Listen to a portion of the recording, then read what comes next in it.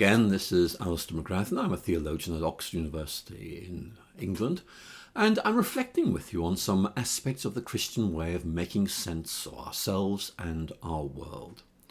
And in an earlier presentation, I talked to you about how our intuitions so often seem to point beyond this world. We so often feel there has to be more to life than what we see and experience.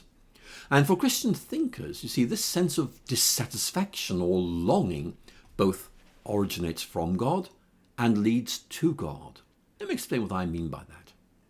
The basic idea, I think, is really quite simple. We are meant to feel dissatisfied with this world because there is a better world beyond it, and that is where we really belong. We're in exile here on earth. It's not our real homeland. Now again, let me just be very clear about this. This doesn't mean that our earthly joys and hopes are to be seen as foolish or things we should condemn. No. They are good, but they pale into insignificance compared with a greater joy that awaits us, and that, of course, is knowing God. And we see this theme throughout the New Testament. I think one of the most moving statements of the wonder of knowing God can be seen in Paul's letter to the Christians in the Roman colony of Philippi.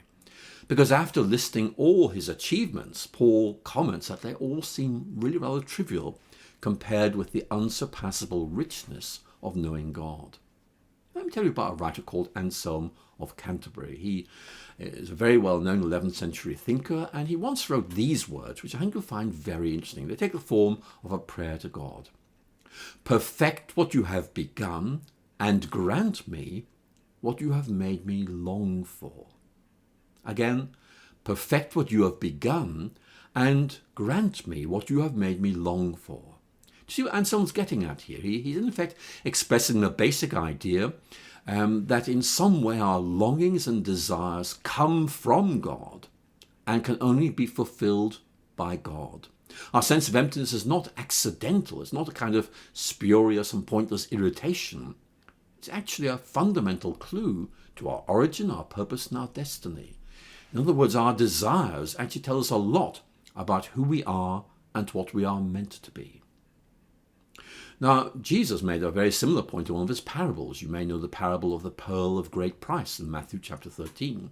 This is all about a merchant who finds a priceless pearl for sale and decides he will sell everything to possess it. Now, why would you want to do that? Well, you see, because there's something here of supreme value. Here's something that's really worth possessing.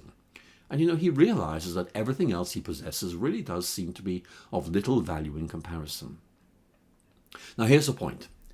The merchant searching for that pearl is really a parable or an image of the long human search for meaning and significance. And the parable makes it clear, look, this guy already possesses many small pearls, but maybe he hoped that these would give him satisfaction, but they didn't. And he was looking for something special, something that would really satisfy. And I think many of the beliefs and values that we take hold of are rather like those lesser pearls. They seemed worthwhile, and for a time they seemed to offer fulfillment. And yet, deep down, we knew that there had to be something better. You see, the accumulation of possessions doesn't bring happiness, and neither does the acquisition of status and power. These are like drugs, if you like, with the power to soothe us and console us for a while, before their power begins to wane. And then we begin to look around again, looking for something that will achieve permanently what we thought these goals had promised. Now, listen, nothing that we experience on earth can really satisfy. This doesn't mean that we are condemned permanently to a state of restlessness and dissatisfaction. It just means that we've simply allowed our desire to be attached to objects or goals which actually can't bring joy or fulfillment. And perhaps one of the greatest challenges to our imaginations is to think of something that exceeds in beauty anything we've ever experienced. And part of the challenge lies in identifying the most wonderful thing we have ever encountered, and then trying to imagine something even better than this. And for Christians, that's how we think of God, the one who brings peace, joy, satisfaction, and everything else.